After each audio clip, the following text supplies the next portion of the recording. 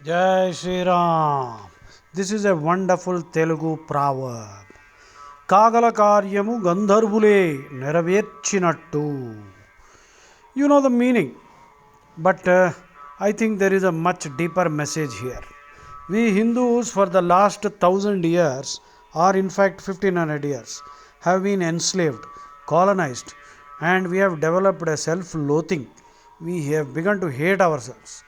So, and they have done, these invaders, the colonizers, desert rats, desert cults, they have deceived us wherever possible.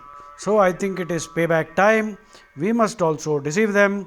Deception is part of their cult, so we should use it against them because they are dangerous, very deceptive. So shate shatam acharet, Mahabharata says. So we must become the Gandharvas who give them a thrashing. And then we must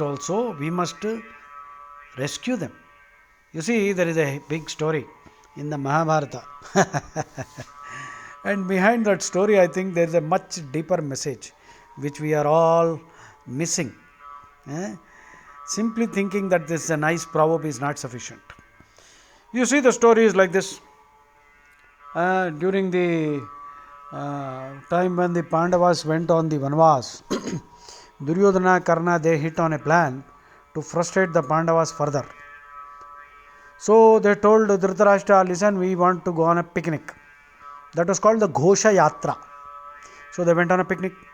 They camped in a place just beside where the Pandavas were living in the forest. And there was a big lake there.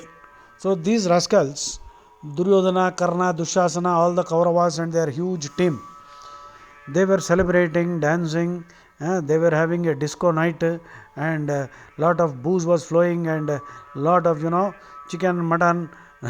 They were eating all this stuff. So the smell of food was wafting across the jungle, and Bhima was getting really irritated, and there was a lot of noise, you see, a public nuisance they were creating. So the Pandavas were tolerating all this, but then Duryodhana didn't expect this to happen. Chitraradha, the king of the Gandharvas, this fellow owned that place, that lake. So he came and he said, get out from here. He told Duryodhana to get out. This is my property. Duryodhana said, who the hell are you? A fight started. Chitraradha was so powerful, he beat all the Kauravas black and blue, thrashed them so badly that Karna ran away. Karna ran away for his dear life. So this great Karna, some idiots are naming their sons Karn. Arey Hindus, Karn was a man who called Draupadi whore.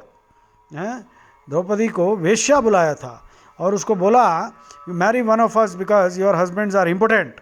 So this is Karna for you. So please don't name your son Karn. He was a rascal. So Karna ran away. Finally the news reached Dharmaraj. Some soldier from the Kaurava party went and they told Dharmaraj that this is what happened. The Kauravas have been imprisoned. Bhima and Arjuna said, well done. What we could not do, the Gandharvas have done. That is how this proverb originated. But Dharmaraja said, hey, no, we shouldn't do that. See, we can fight amongst ourselves, but when an outsider comes, we are 105. Otherwise, we are 5 and they are 100, we fight. But when an outsider comes, we should be 105. That's the lesson for all Hindus. We will fight, but when we are dealing with the desert cults, we should be united.